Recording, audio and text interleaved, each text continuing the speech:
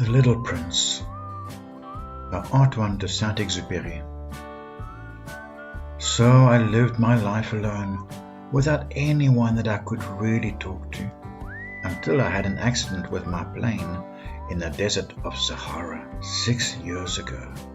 Something was broken in my engine, and as I had with me neither a mechanic nor any passengers, I set myself to attempt the difficult repairs all alone. It was a question of life or death for me. I had scarcely enough drinking water to last a week.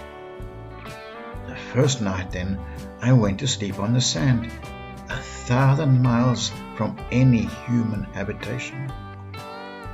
I was more isolated than a shipwrecked sailor on a raft in the middle of the ocean.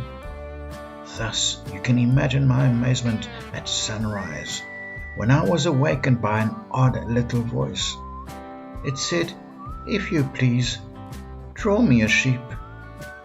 "What?" "Draw me a sheep." I jumped to my feet, completely thunderstruck. I blinked my eyes hard. I looked carefully all around me, and I saw a most extraordinary small person who stood there examining me with great seriousness. Here you may see the best portrait that later I was able to make of him. But my drawing is certainly very much less charming than its model. That, however, is not my fault. The grown-ups discouraged me in my painter's career when I was 6 years old, and I never learned to draw anything except bows from the outside and bows from the inside. Now, I stared at this sudden apparition with my eyes fairly starting out of my head in astonishment. Remember, I had crashed in the desert 1,000 miles from any inhabited region, and yet my little man seemed neither to be straying uncertainly among the sands, nor to be fainting from fatigue or hunger or thirst or fear. Nothing about him gave any suggestion of a child lost in the middle of the desert 1,000 miles from any human habitation. When at last I was able to speak, I said to him, "But what are you doing here?"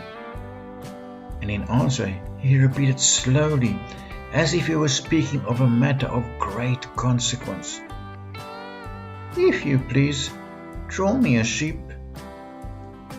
When a mystery is too overpowering, one dare not disobey.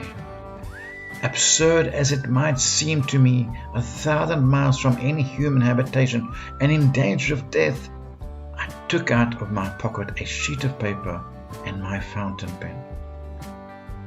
But then I remembered how my studies had been concentrated on geography, history, arithmetic and grammar, and I told the little chap, a little crossly too, that I did not know how to draw. He answered me, "That doesn't matter. Draw me a sheep." But I had never drawn a sheep, so I drew for him one of the 2 pictures I had drawn so often. It was that of the boa constrictor from the outside, and I was astounded to hear the little fellow greeted with, "No, no, no, I do not want an elephant inside a boa constrictor. A boa constrictor is a very dangerous creature, and an elephant is very cumbersome. Where I live, everything is very small. What I need is a sheep. Draw me a sheep." So then, I made a drawing. He looked at it carefully, then he said, "No, this sheep is already very sickly. Make me another." So I made another drawing. My friend smiled gently and indulgently. "See for yourself," he said. "That is not a sheep. This is a ram. It has horns." So then, I did my drawing over once more, but it was rejected too, just like the others. "This one is too old. I want a sheep that will live a long time." By this time, my patience was exhausted, because I was in a hurry to start taking my engine apart. So I tossed off this drawing and I threw out an explanation with it. This is only his box. The sheep you asked for is inside. I was very surprised to see a light break over the face of my young judge. That is exactly the way I wanted it. Do you think that this sheep will have to have a great deal of grass? Why? Because where I live everything is very small. There will surely be enough grass for him, I said. It is a very small sheep that I have given you.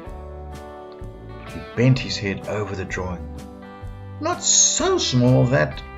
Look, he has gone to sleep. And that is how I made the acquaintance of the little prince. See you in chapter 3.